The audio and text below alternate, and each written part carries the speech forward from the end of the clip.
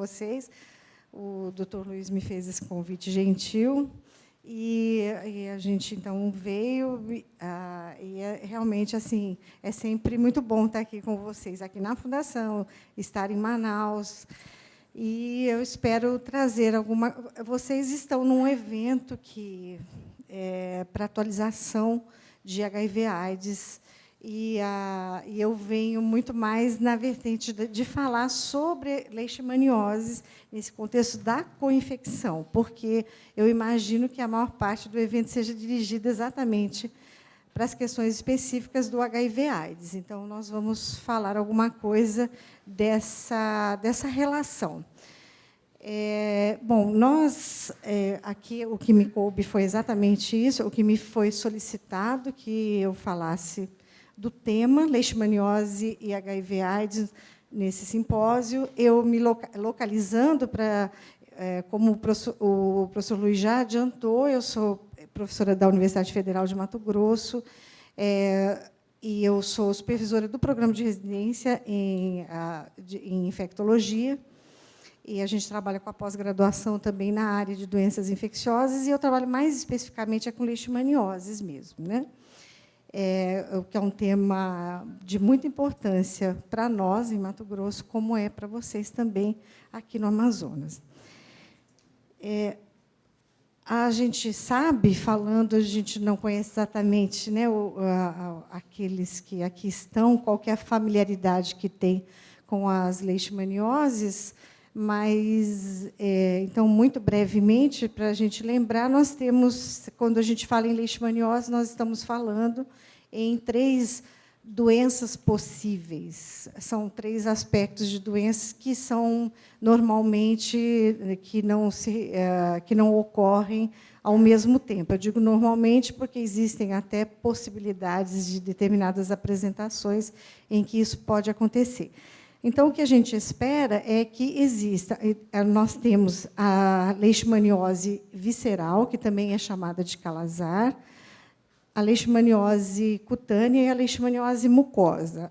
Essas 2, cutânea e mucosa, são elas compõem, né, a leishmaniose tegumentar, e que é a leishmaniose que tem importância em termos de presença, né, de prevalência aqui no Amazonas, assim como para nós também ela é mais importante. O que faz elas estarem juntas é o fato de que todas têm como agente etiológico um protozoário que é do gênero Leishmania. Mas existem as especificidades, quer dizer, próprias de cada uma delas. No caso da tegumentar, normalmente a gente tem a leishmaniose mucosa como uma evolução da leishmaniose cutânea. Não exatamente uma evolução, ela está relacionada, é a mesma infecção que, num dado momento, pode ter ocorrido a leishmaniose cutânea, ou não é necessário, nem sempre ocorreu na forma de doença, a apresentação clínica, e que um dia essa mesma infecção pode acabar acontecendo de se manifestar como uma leishmaniose mucosa. Então, normalmente, ela pode estar dentro de um processo evolutivo mesmo, ou, pelo menos, é a evolução de uma mesma infecção. Muito mais raramente, nós vamos ter a leishmaniose mucosa como uma doença em separado, né, como doença única. Deixa eu ver. As leishmanioses, elas têm também como característica ter um ciclo de transmissão. Então, principalmente na nossa realidade das Américas, na nossa realidade brasileira, elas estão sempre associadas a um ciclo de transmissão, que ele também vai ter particularidades. Mas, nesse ciclo, sempre, não importa qual a forma de doença que a gente esteja falando, nós vamos ter a presença, obviamente, do homem, porque nós estamos aqui falando da doença humana. Esse homem pode estar tanto num ambiente rural, num ambiente mais relacionado a matas, como pode estar mais próximo das cidades, ou até dentro das cidades, que nós estamos falando da leishmaniose em geral. Então, quando a gente fala da visceral, nós podemos estar dentro das cidades. Nós temos um outro componente importante do ciclo, é que tem um reservatório, que é aquele que vai manter a infecção, é aquele que funciona como fonte de infecção. nas leishmanioses, em geral, você pode dizer que você vai ter sempre um animal que vai ser esse pode ser um animal silvestre, frequentemente e pode, no caso da leishmaniose visceral, você pode ter um animal doméstico. Na transmissão, envolvida na transmissão, a gente tem um vetor, que é o flebotomínio, que é também chamado de mosquito palha. Ele pode, esse nome mais popular dele pode variar de acordo com o local que a gente esteja do Brasil, certo? E a fêmea, né, do flebotomínio, que na postura dos ovos ela se alimenta de sangue e ela é responsável na transmissão. E a leishmania propriamente dita, que é o nosso protozoário, que vai se apresentar ou numa forma amastigota, ou sempre vai estar como forma mastigota nos tecidos, e a gente tem a forma pró-mastigota, que vai estar presente ou no hospedeiro invertebrado, ou em meios de cultura, nessa eventualidade de você coletar um material e fazer seu exame. Bom, quando a gente fala de leishmaniose visceral, aí nós vamos parar e vamos pensar o seguinte: nós estamos num ambiente, nós estamos num estado que não tem leishmaniose visceral. Então, isso tem a sua importância, quer dizer, mas por que nós vamos falar, então, da leishmaniose visceral? Porque há muito pouco tempo, se a gente considerar, em termos de história, se você considerar 20, 30 anos, essa leishmaniose visceral, ela estava completamente relacionada a uma região brasileira. Praticamente não existia em outras, se você falar até há 30 anos. E isso não é a realidade mais hoje. E também porque as pessoas elas se movimentam. E as pessoas, mesmo quando estão doentes, elas se movimentam, ou elas ficam doentes num outro local que elas foram.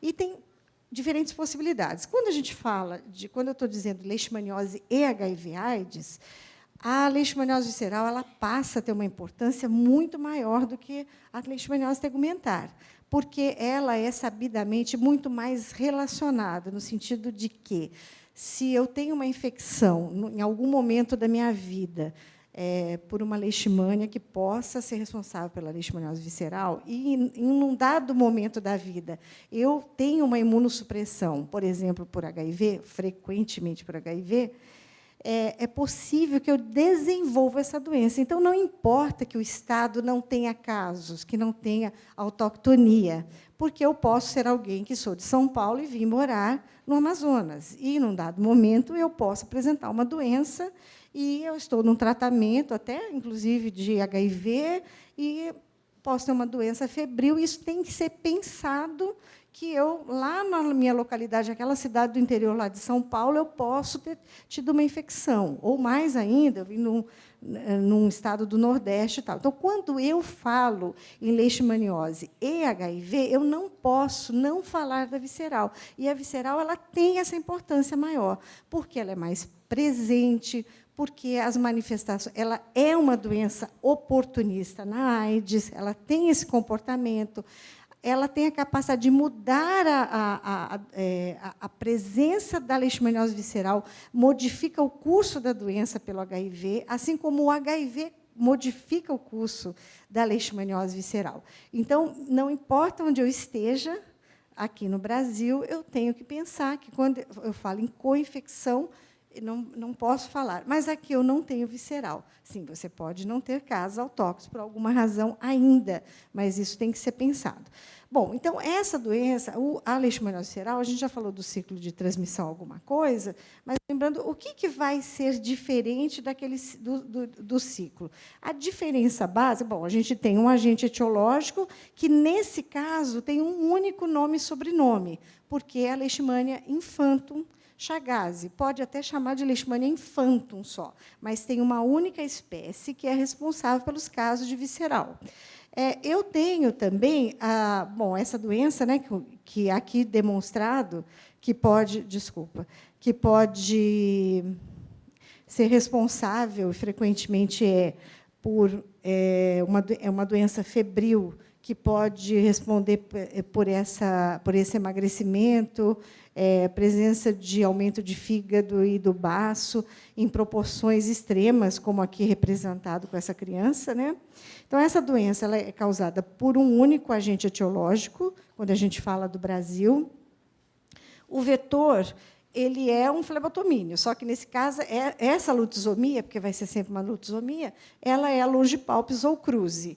E o reservatório, nesse caso, é um reservatório principalmente doméstico, porque o cão é o principal reservatório que nós temos para as nossas leishmanioses, né, da visceral.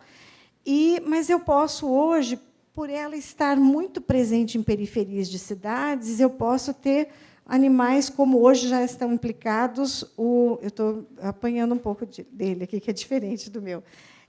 A gente pode ter, por exemplo, o gambá, que está muito presente em periferias, porque ele frequenta um pouco a mata, aquela que a gente acabou de derrubar para construir, por exemplo, algumas casinhas, né? Às vezes até condomínios, às vezes até de luxo, e ele pode estar frequentando, e ele pode ser um bom reservatório. E também, tradicionalmente, naqueles ciclos que são relatados, primeiramente no Nordeste, no sertão nordestino, a raposa, a Cerdócio tous, ela sempre foi implicada nessa como um reservatório. Bom, e, logicamente, tudo isso aqui tem que encontrar um hospedeiro que é suscetível, né? No caso, que aqui representado uma criança, porque nos ciclos de transmissão, nos ambientes endêmicos, normalmente quem fica doente é a criança, muito mais do que o adulto.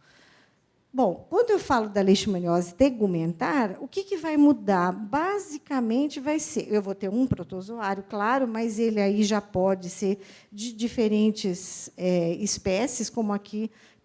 Aqui eu tenho 3, mas, na verdade, principalmente nessa realidade que a gente tem do Amazonas, a gente pode ter muito mais desse grupo Viania. Nós podemos ter, além do brasiliense e guianense, nós podemos ter outros, Lensone, Knife, Shaw, a gente pode ter outras possibilidades.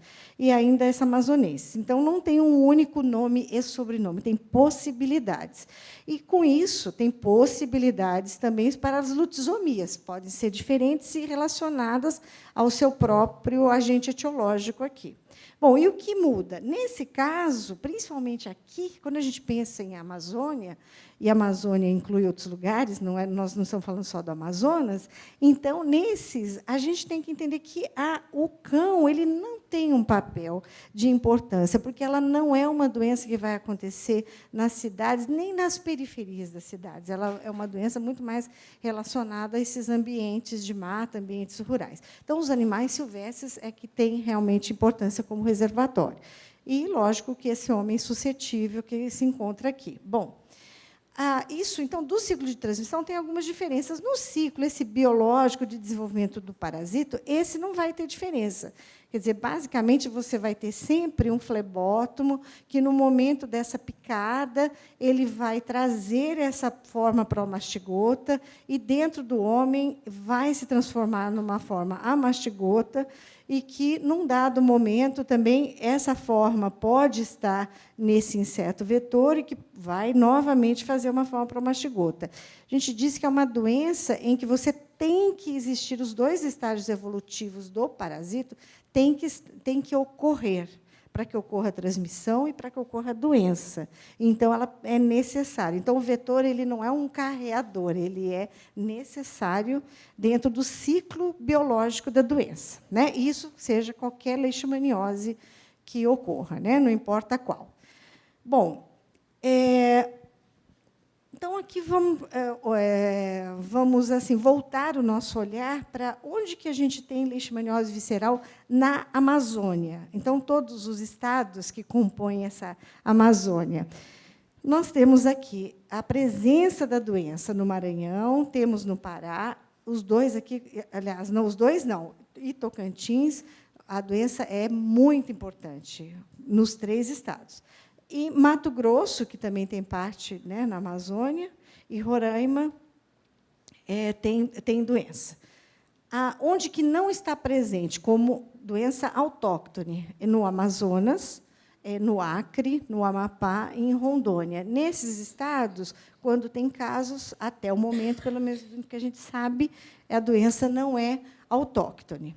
Bom, aqui isso está representado aqui nesse mapa. Esse é um mapa de distribuição, esse é de 2016. A gente vai variar, tem dado que é de 2017, 2016, 2018, quando tem alguma coisa, porque dados oficiais, às vezes, a gente tem um pouco de dificuldade, né? Bom, mas aqui nós temos, então, que quanto mais escuro, mais marronzinho, vermelho, é que nós temos casos de leishmaniose, casos humanos de leishmaniose visceral. A gente pode observar que aqui o que a gente tem que está em branco são esses que eu citei, né? Mas a gente já tem dois aqui, se a gente olhar Rondônia e Roraima, nós já vimos, desculpa, que tem no Rondônia e Amapá, com casos caninos autóctones. Então, aquilo que eu falei no começo, nós não temos hoje, nada nos garante que a gente não possa ter essa doença em algum tempo. Hoje, ela ocupa 22 estados, e sendo que há muito pouco tempo a gente tinha muito menos estados envolvidos, tendo a doença. Aqui, veja que o Rio Grande do Sul, Paraná, Santa Catarina, o sul brasileiro não tinha, se achava completamente distante de qualquer possibilidade de leishmaniose, desde a visceral e a tegumentar. E hoje a região sul tem tanto uma quanto outra, né? Então, tudo o que não tem hoje pode se modificar a partir de um determinado momento. E a gente entende o que acontece, que não no ciclo tradicional de transmissão da visceral, como eu tinha dito, era um ciclo restrito ao ambiente rural. Então, aqui é representada a mesma coisa que eu tinha mostrado. Então, você tem um galinheiro, tem a raposa, ela frequenta ali, ela vai até esse galinheiro, aí ela é um animal, ela é um reservatório, aí o flebótomo está ali presente, aí ele pica ela, daqui a pouco ele infecta o cão, aí, por sua vez, depois um outro flebótomo pode infectar o homem, e ficava esse ciclo. Isso, então, se a gente pegar até mais ou menos a década de 70 no Brasil, até o século passado, década de 70, ela era uma doença que ocorria mais de 90% dos casos exatamente com essa característica e exatamente no Nordeste brasileiro, não saía de lá. E depois mudou muito. Então, a gente como eu disse, hoje você tem esses reservatórios, que a gente já falou, os canídeos são extremamente suscetíveis, a gente tem o gambá, e já há muito tempo, nessa época, esse autor, o Paulo Sabrosa, dizia o seguinte: olha, a progressão da leishmaniose da leishmaniose visceral nas cidades, ele falava sobre isso. Em virtude desse desmatamento que ocorria já nas últimas décadas do século passado, da migração de populações, mudanças sociais, ambientais. Nas últimas décadas, a leishmaniose visceral, que antes era silvestre, tornou-se uma doença urbana, apesar de ainda existirem focos rurais. Bom, ela chega a uma cidade, segue essa malha rodoviária, infecta as populações até atingir a periferia da próxima cidade. E, diferentemente das tegumentares, isso é muito importante. Isso, então, pode acontecer com a tegumentar? Não, os ciclos são diferentes. A visceral pode, inclusive, atingir bairros bem urbanizados e centrais. Então, há 30 anos ele falou isso, e isso, muito recentemente, aconteceu em cidades como Campo Grande, como Belo Horizonte, onde a doença não estava só na periferia, não, ela estava dentro de bairros, inclusive, bairros muito bem urbanizados, de classe média, tudo. Então, essa é uma realidade. Bom, à medida que eu tenho essa doença, então, que pode ter uma apresentação, veja que a gente pode ter, a leishmaniose visceral, ela tem uma característica que a gente tem aqui um gráfico que, muito rapidamente, eu vou mostrando que aqui essas duas colunas bem baixinhas, elas têm juntas a forma sintomática e a forma oligossintomática da doença. Somadas, as duas dão em torno de 6% dos casos de infecção. Então, a gente teria assim, mais ou menos 94% daqueles que se infectam, nem doente eles ficam. Ou tem uma intermediária, quer dizer, aqui que você pode dizer uma forma indeterminada, que pode evoluir. Também, já desde a década de 80, tem alguns poucos trabalhos que mostrando isso, que esse é um trabalho desenvolvido no Pará, que mostra que, na evolução, se você tiver 100 pessoas, você vai ter em torno de 90%, 91%, 92% que vão ficar completamente assintomáticos. São essas pessoas que, em algum dado momento da vida, se tiverem uma imunossupressão, podem até manifestar, né? Isso pode acontecer em algum momento. Então, não é que todos vão ficar doentes, né? Que é uma característica mesmo das doenças infecciosas, em geral, a gente pode dizer. Bom, e o que houve, como o Paulo Sabrosa falou, quer dizer, com essa mudança de perfil da leishmaniose visceral, ocupando muito mais do que aquele lugarzinho do sertão nordestino e ocupando uma grande parte do Brasil, aconteceu que ela foi encontrar quem? É claro que ela foi encontrar uma doença completamente urbana, né, que é a doença ou a infecção pelo HIV, a doença AIDS. Então, até enquanto essa visceral era uma doença própria de ambiente rural, ok. A partir do momento que ela passa a frequentar as cidades, ela vai encontrar o HIV/AIDS, que né, que sempre foi urbano. Então, essa sobreposição acabou trazendo para nós, isso não é uma característica da coinfecção no Brasil. Ela foi, por exemplo, quando ela começou a ser descrita, ela basicamente foi descrita na Europa, na parte mediterrânea da Europa, onde ninguém estava pensando mais em leishmaniose visceral, e ela passou a ser uma doença muito importante na França, na Espanha, em Portugal, inclusive na Itália, um pouco tal. Aquela parte da Europa. Por quê? A infecção até podia ocorrer, eventualmente, mas aí, a partir do momento da presença do HIV, quando apareceu, né, a AIDS, essas pessoas começaram a manifestar. Bom, isso aqui eu vou passar rápido, porque o comprometimento do sistema imune na leishmaniose visceral, aqui representado, leva a uma síndrome inflamatória sistêmica e leva todos são reversíveis após o tratamento, mas é uma doença que, basicamente, diminui muito a imunidade efetora, essa imunidade que é dependente da imunidade, quer dizer, da resposta celular. Basicamente, ela contribui para isso. E a gente consegue entender que, a partir desse momento, então, se eu tenho uma coinfecção, é bastante provável que esse momento de doença da leishmaniose visceral possa, inclusive, interferir na evolução dessa doença pelo HIV e vice-versa, né? As duas se encontrando. A gente tem como... Aqui eu vou citar algumas... São alguns trabalhos. Eu queria parar um minutinho para dizer uma coisa. Quando a gente não tem muita literatura ou muitos trabalhos que desenvolvam bem séries históricas, estudos de observação, coortes, para essas condições de HIV, leishmania no Brasil. Quando se trata da tegumentar, muito menos ainda a gente tem. Na visceral, a gente tem algumas coisas. Então, eu pontuei em alguns poucos trabalhos o que, de fato, pode ter importância para nós. O que a gente tem que ficar, quer dizer, para a gente resumir e pensar, o que eu tenho que observar, quando que eu vou pensar nessa coinfecção e o que eu vou fazer diante dela. Então, eu tenho aqui um trabalho que fez uma meta-análise para avaliar quais eram os fatores de risco para um prognóstico ruim, né, ou até morte, na leishmaniose visceral americana. Então, aqui eu queria só, entre outros, ter a infecção pelo HIV. Então, por si só, independente da fase que eu esteja dessa infecção, existir a infecção já faz com que isso é um dos fatores prognósticos de piora. Então, esse é um dado, vamos guardar esse dado.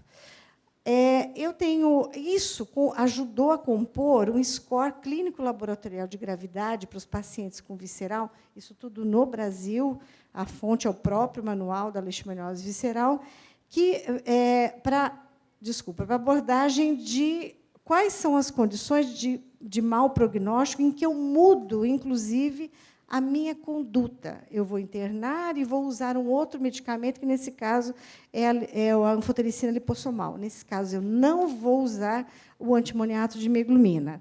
Uma delas, qual é? É ter a doença, nesse caso, ter um diagnóstico de AIDS. Tá? Bom, então, a gente já viu que é um fator. O imunossuprimido ele tem um risco de adoecimento maior e tem um risco de evolução para formas mais graves, inclusive o óbito. E aí vem a pergunta: esse tratamento, então, eu vou ter que modificar, porque o que eu tenho que fazer? Ok, então, eu acabei de fazer um diagnóstico. Eu tenho alguém que tem as duas infecções ou tem as duas doenças. Nesse caso, qual que eu vou modificar a minha conduta? Qual o tratamento? Bom, aí as minhas perguntas são: se eu tenho taxa de cura inferior, se tem diferença por medicamentos, se a mortalidade é, de fato, maior e a taxa de recorrência. Bom, esse trabalho são todos os poucos trabalhos brasileiros que mostram que realmente fizeram, ou que fizeram meta-análise, ou que realmente acompanharam doentes. Nesse caso, esse trabalho sobre leishmania e HIV com infecção, apresentação clínica e evolução numa área urbana, que, nesse caso, é Belo Horizonte. O que se viu também, muito brevemente, é que o que a gente tem para a população de HIV negativo e HIV positivo, o que de fato foi diferente? A cura clínica em 2 meses, em 6 meses, e as recidivas em até 6 meses. Isso há diferença estatisticamente significante. Obviamente, dizendo que, em co-infecção, você tem uma taxa de cura inferior aos 2 meses, inferior aos 6 meses, e vai ter um número de recidivas muito maior. Para a gente ter ideia, do HIV negativo, você vai ter 2,5% em 6 meses, você pode chegar a 37% de recidiva. Tá? Então, assim, realmente até dramático, porque, às vezes, você perde as opções de tratamento, porque recidiva realmente muito. Bom, a taxa de resposta também, a outra pergunta que a gente fez, muda com o medicamento? Também, os estudos que fizeram, avaliando também uma revisão sistemática, para avaliar as diferentes publicações, o que se encontrou quando dessa correlação, quando essa relação do tratamento, se viu que tratar com anfotericina, veja que aqui tem tanto a lipossomal quanto o desoxicolato, é muito mais conveniente do que usar o antimoniato de meglumina. Com isso, quer dizer o seguinte: eu não tenho outra opção. Eu posso usar o antimoniato? Você até pode, mas você deve evitar ao máximo, porque você não vai tratar bem, ele vai ter uma taxa de resposta baixa, vai recidivar mais e ainda vai ter uma frequência de eventos adversos que podem contribuir até para uma evolução para o óbito, por exemplo, para uma má evolução e evolução para o óbito. Então, não está recomendado. Bom, e a mortalidade? A gente falou da taxa de resposta. Obviamente, está associado, numa doença sistêmica, a mortalidade, nesse caso. Tem diferença? Também tem diferença. Quando você usa o antimonial, você tem a mortalidade é muito mais elevada do que com o uso, nesse caso aqui, comparando só com a lipossomal. Tá? Então, usar a lipossomal, às vezes não se tem experiência, às vezes não se tem. Lembrando que o Ministério ele tem no programa, o grupo de trabalho de leishmaniose, ele fornece, mediante preenchimento de ficha. É muito importante que a gente use. Então, esse é o primeiro ponto. Não podemos não usar. Tá? Então, a gente viu uma coisa importante, que depois outras, pelo tempo, talvez... a recidiva de leishmaniose visceral, o que se observou é que, quando eu trato esses pacientes... Eu tinha 10 minutos, agora já esgotou. Foi rapidinho. Que, quando eu trato desses pacientes com co-infecção, alguns poucos estudos, mas acho que o suficiente, com consistência, mostraram uma coisa muito importante.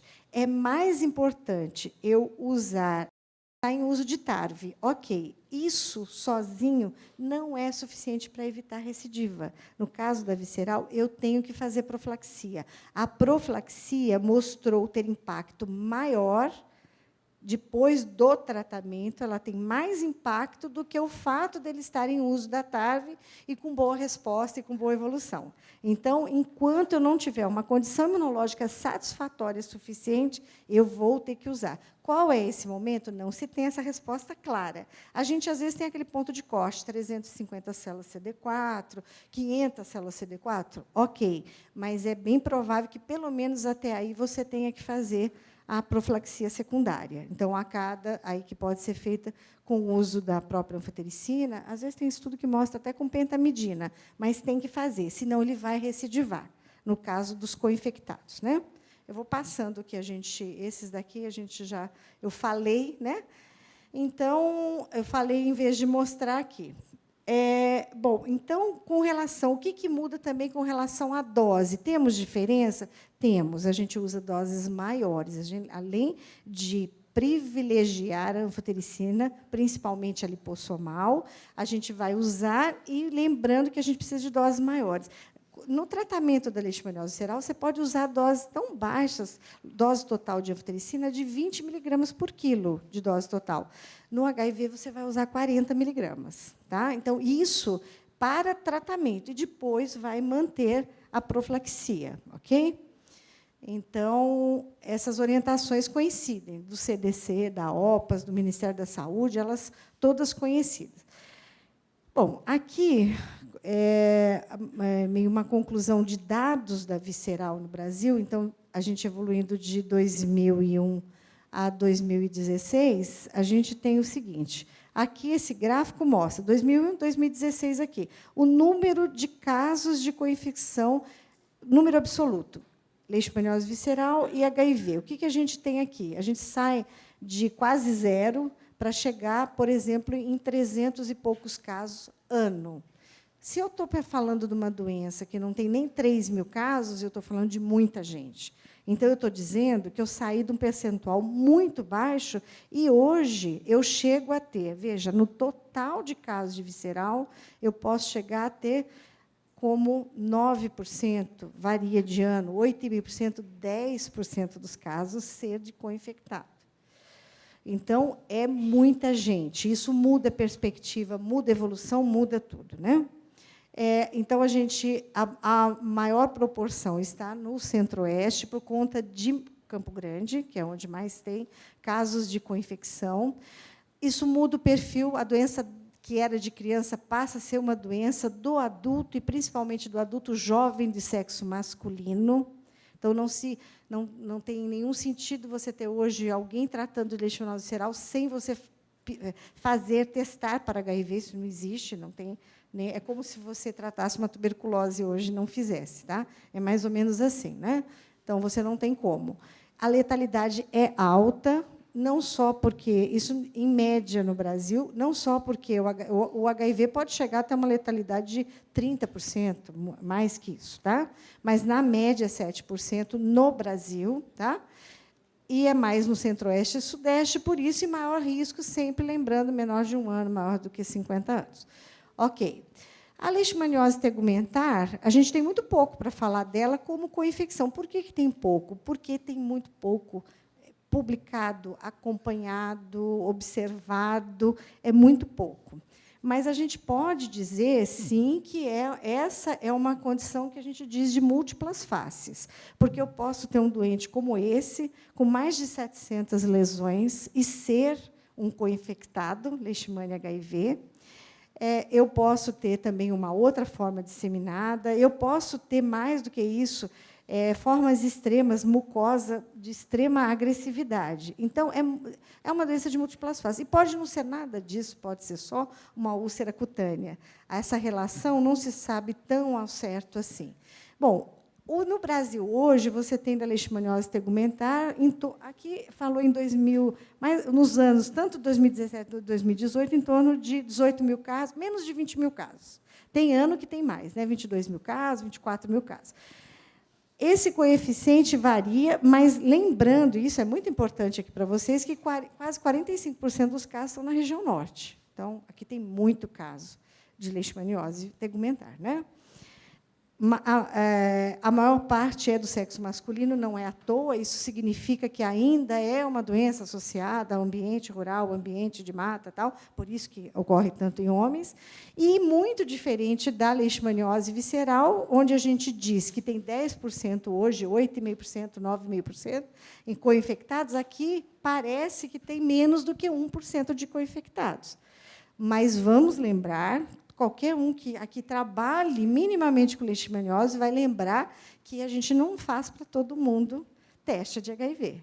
Então, a gente pode ter muito doente co-infectado, inclusive com expressão habitual de doença que a gente não está sabendo, porque a gente pensa quando não é habitual, a expressão clínica. Né? Então, a gente tem essa condição.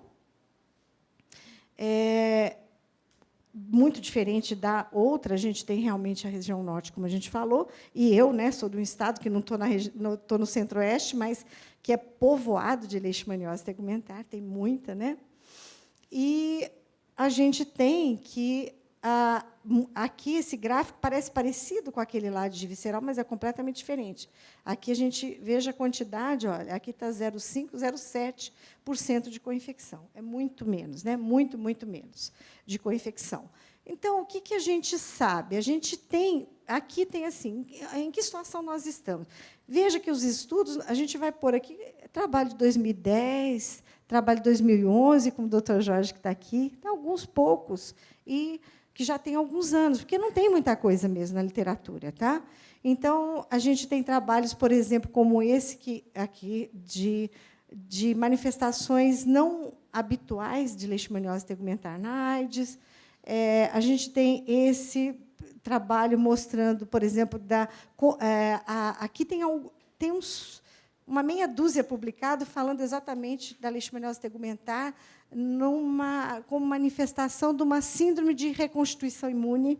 Tá? Então, naquele momento, veja que isso não se aplica para visceral, porque a lógica racional é muito diferente, mas para a tegumentar, sim, porque faz a inflamação e, nesse momento, a resposta pode me levar a expressar a doença. Tá? Eu posso ter aqui como trabalho do doutor, né, Jorge Guerra, mostrando também essa associação que ele fez dos casos que tinha, acho que 15, né, Jorge? Acho que 15 casos, e que mostra essas possíveis expressões não habituais. O que é exatamente não habitual? É muito pouco. Eu vou falar aqui de 28 pacientes também muito brevemente. O que nós temos? Os nossos pacientes eram principalmente homens, variava a idade muito. Aqui, o primeiro detalhe, que é muito importante, 5 formas disseminadas. Isso eu já quero chamar a atenção. 5 em 28 corresponde a 18%. A disseminada em qualquer serviço de leishmaniose tegumentar, ela corresponde a 2%, 4%, quando muito. E aqui a gente fala de 18%. Então, não é obrigatório ter HIV para fazer disseminada, mas, tendo disseminada, eu tenho que pensar em HIV, sempre, porque é muito mais provável encontrar. Então, é essa a primeira questão que não pode passar. E isso aqui também é importante. 22 com lesões mucosas, quer dizer, 78%. A mucosa ela representa, num serviço de tegumentar, em torno de 5%. Lá, na minha realidade, vamos dizer, Mato Grosso dá em torno de 8,5%, chega a ser 7,5%, 8%. Mas muitas vezes, você tem um paciente que está sendo tratado, que ele tem uma lesão cutânea e, simultaneamente, uma lesão mucosa, e não foi testado para HIV. Isso deve levantar essa hipótese de imediato. Não é habitual ter as duas manifestações. Menos ainda ter uma mucosa e fazer uma cutânea, muito menos. E isso deve fazer a gente pensar. Isso é o que a gente conhece da expressão. Nós não sabemos se tem essas outras que eu estou dizendo que a gente não testa todo mundo, ou, digo, na maioria dos serviços, não. Desses 28, o que a gente tinha? 60% tiveram o diagnóstico de HIV durante o tratamento da leishmaniose. Então, houve a oportunidade do diagnóstico. Quer dizer, eles estavam sem diagnóstico, não eram tratados. E, exatamente porque fizeram formas disseminadas, tal, né? Aí a gente acabou pensando. Isso aqui é um outro dado muito, muito, muito importante, que é ter leishmaniose mucosa com parasitológico comum positivo. Então, você faz uma lâmina da lesão mucosa e você encontra parasito. Isso não é absolutamente comum. Então, porque ele tem mais parasitas. Então, isso deve fazer você pensar na possibilidade de co-infecção. Veja, 90% tiveram que usar pelo menos mais um medicamento, porque um único ciclo, uma única série não conseguiu tratar. Tá? Então, não responder é outra condição. A intradermo, bom, isso nós não precisamos falar, acho que a intradermo acho que a gente não faz mais, né? Nem aqui, nem em outros serviços. Então, agora, qual é a contagem de células CD4 que nos faz pensar que ele possa expressar de forma diferente a tegumentar? Não temos essa resposta, absolutamente. Eu tive doentes com lesões disseminadas e que tinham assim, 456 células CD4. Tá? Então, está ótimo. Nossa. Então, não tem isso com esse ponto exato de corte. A gente não tem, não. Tá? Nós não temos, isso não tem resposta na literatura. Bom, então, hoje, o que a gente pode dizer? Onde que a gente está com relação a tegumentar? O pouquinho que a gente sabe. Continua valendo um quadrinho que a gente tem nesse manual de co-infecção, que sempre que eu tiver uma forma clínica, se eu tiver uma leishmaniose cutânea, sem história de exposição recente, no último ano, uma área de transmissão, eu tenho que pensar que eu possa ter a infecção associada. A forma disseminada sempre, forma mucosa, que não seja na cavidade nasal, a forma se eu tiver parasitas em outros locais, forma difusa, não mais. A gente não usa isso como critério. Bom, então, esse é um quadro que está lá presente.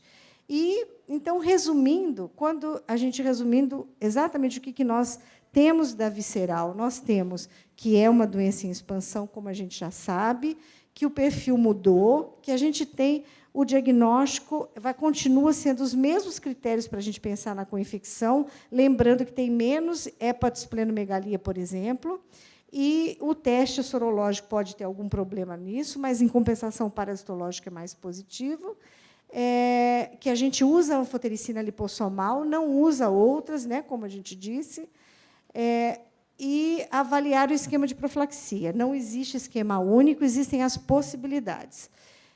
E com relação e sempre testar HIV, quando na presença de LV, sempre, e na leishmaniose tegumentar, a gente tem que lembrar que o aumento de casos de co-infecção é provável, é possível, porque a AIDS também não é mais doença de centro grande, né? Ela pode estar em qualquer lugar. Ela é uma doença que não é urbana, a gente tem que lembrar disso também, mas tem casos de co-infecção.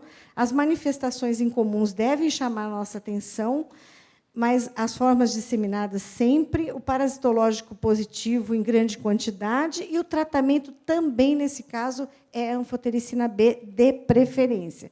Ele é obrigatório? Não, mas ele é de preferência. Profilaxia tem uma interrogação, não sabemos se devemos fazer.